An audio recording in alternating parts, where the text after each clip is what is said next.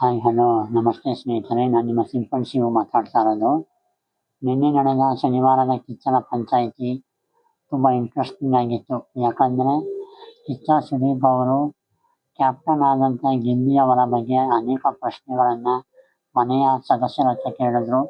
ಯಾರೂ ಕೂಡ ಗಿಲ್ಲಿ ಅವರ ಕ್ಯಾಪ್ಟನ್ಶಿಪ್ಪನ್ನು ಒಪ್ಕೊಂಡಿಲ್ಲ, ಅವರು ಸರಿಯಾಗಿ ಕ್ಯಾಪ್ಟನ್ಶಿಪ್ ಮಾಡಿಲ್ಲ ಅಂತಲೇ ಕೂಡ ಎಲ್ಲ ಕಂಪ್ಲೇಂಟ್ ಹೇಳಿದ್ರು.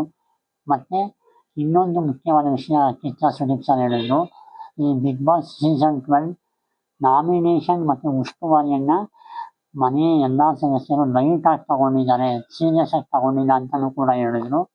ಮತ್ತು ಇನ್ನೇನು ಫಿನಾಲಿಗೆ 2 ವಾರ ಇದೆ ಅನ್ನೋವಾಗಲೇ ಈಗ ಮನೆಯಲ್ಲಿ 9 ಜನ ಇದ್ದಾರೆ. ಸೊ ಇವತ್ತು ಯಾರು ಮನೆಯಿಂದ ಆಚೆ ಬರ್ತಾರೆ ಅನ್ನೋದನ್ನು ಕಾದು ನೋಡಬೇಕು. ಆನಂತರ ಹೋದ ವಾರ ಮಾಳು ಮತ್ತು ಸೂರಜ್ ಅವರು ಮನೆಯಿಂದ ಹೊರ ಬಂದಿದ್ದರು, ಸರ್ಪ್ರೈಸ್ ಆಗಿತ್ತು. ಇವತ್ತು ಭಾನುವಾರದ ಎಪಿಸೋಡಲ್ಲಿ ಯಾರು ಮನೆಯಿಂದ ಬರ್ತಾರೆ ಅನ್ನೋದನ್ನು ಕಾದು ನೋಡಬೇಕು. ಮತ್ತು ಒಟ್ಟಾರೆಯಾಗಿ ಗಿಲ್ಲಿ ಅವರಿಂದ ಆದಂಥ ಅವಾಂತರ ಮತ್ತು ಅವರು ಯಾವ ರೀತಿ ಟಾಸ್ಕ್ಗಾಗಲಿ ಅಥವಾ ಮನೆಯ ವಾತಾವರಣಕ್ಕೆ ಅವರ ಕ್ಯಾಪ್ಟನ್ಶಿಪ್ಪಿಂದ ಏನೇನು ತೊಂದರೆ ಆಯಿತು ಅನ್ನೋದನ್ನು ಕಿಚ್ಚ ಸುದೀಪ್ ಸರ್ ಅವರು ಮನೆಯವರಿಂದ ತಿಳ್ಕೊಂಡ್ರು. ಮತ್ತು ಕಿಚ್ಚ ಸುದೀಪ್ ಸರ್ ಅವರು ಒಂದು ಮಾತನ್ನು ಹೇಳಿದ್ರು, ಗಿಲ್ಲಿ ಅಷ್ಟು ಬಿಗ್ ಬಾಸ್ ಮನೆ ಅರ್ಥ ಮಾಡ್ಕೊಂಡಿರೋರು ಬೇರೆ ಯಾರೂ ಇಲ್ಲ ಅಂತ ಕೂಡ ಹೇಳಿದ್ರು.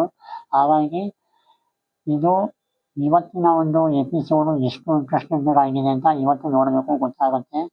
ಮತ್ತು ಇನ್ನೇನು 100ನೇ ದಿವಸ ಹತ್ರ ಬರ್ತಿದೆ. ಈಗ 98 ದಿನ ಬಿಗ್ ಬಾಸ್ ಮನೆ ಕಳೆದಿದೆ. ಈ 100 ದಿವಸ ಇನ್ನು 2 ದಿವಸದಲ್ಲಿ 100 ದಿವಸ ಕಂಪ್ಲೀಟ್ ಆಗುತ್ತೆ ಬಿಗ್ ಬಾಸ್ ಮನೆಗೆ. ಸೊ ಇನ್ನೊಂದು ವಿಷಯ ಅಂದರೆ, ಈ ವಾರದ ಕೊನೆಯ ಕ್ಯಾಪ್ಟನ್, ಬಿಗ್ ಬಾಸ್ ಸೀಸನ್ 12ನ ಕೊನೆಯ ಕ್ಯಾಪ್ಟನ್ ಆಗಿ ಧನುಷ್ ಗೌಡ ಅವರು ಆಯ್ಕೆಯಾಗಿದ್ದಾರೆ.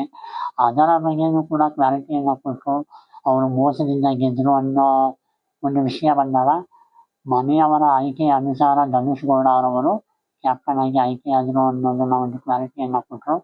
ಹಾಗಾಗಿ ಈ ವಾರದ ಒಂದು ಶನಿವಾರದ ಕಿಚ್ಚನ ಪಂಚಾಯಿತಿ ತುಂಬ ಚೆನ್ನಾಗಿತ್ತು. ಈ ಭಾನುವಾರದ ಎಪಿಸೋಡ್ ಕೂಡ ನಾನು ಕಾಯ್ತಾ ಇದ್ದೀನಿ.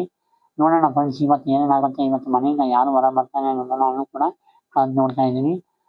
ಹಾಗಾಗಿ ಫ್ರೆಂಡ್ಸ್, ಈ ವಿಡಿಯೋ ನಿಮ್ಗೆ ಇಷ್ಟ ಆದರೆ ಲೈಕ್ ಮಾಡಿ, ಶೇರ್ ಮಾಡಿ, ಕಮೆಂಟ್ ಮಾಡಿ ಫ್ರೆಂಡ್ಸ್.